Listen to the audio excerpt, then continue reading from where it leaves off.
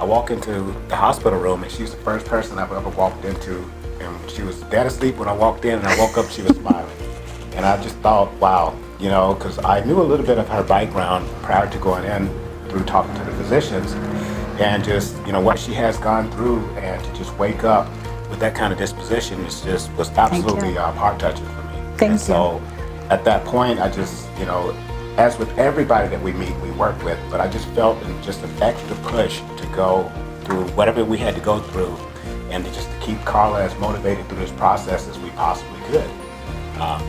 It's been, her attitude towards and her approach towards daily life and living, even with the amputation so soon in that process, was just absolutely inspiring.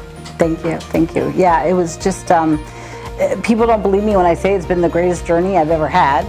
But it has. I mean, the individuals I have met, the challenges I have faced and overcome, to realize all of that, has just been really great. And I would not have met Sky without any of this, and just a great, amazing group of people.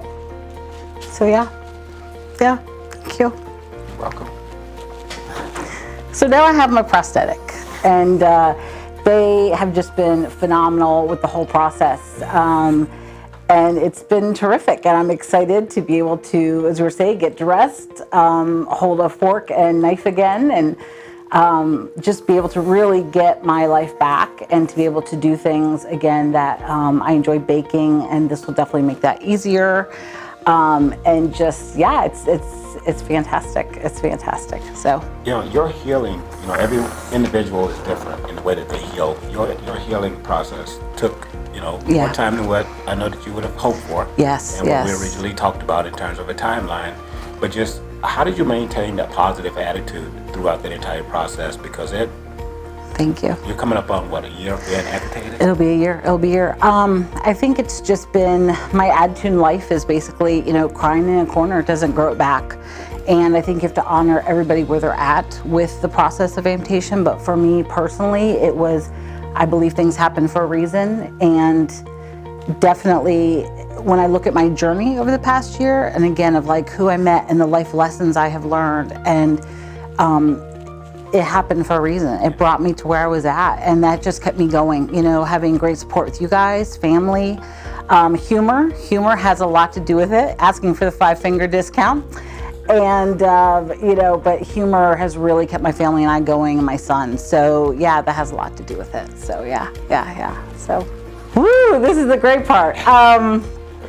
So part of this phenomenal journey was, I had always had a background in sales, and for about 2 years, I'd want to do not-for-profit or something to better the world, and do something and really give back, and do something with my sales. I call it my superpower, use my superpower for good.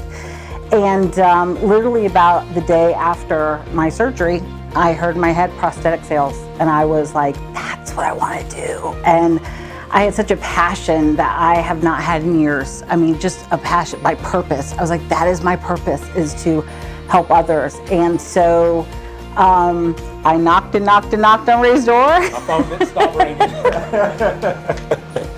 I apologized several times. I was like, I hope I'm not being a bother.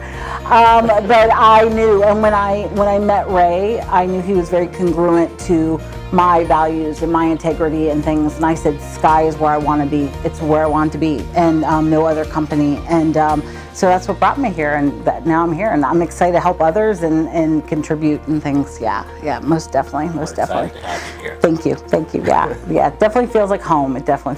So thank you. You did great. Thank you.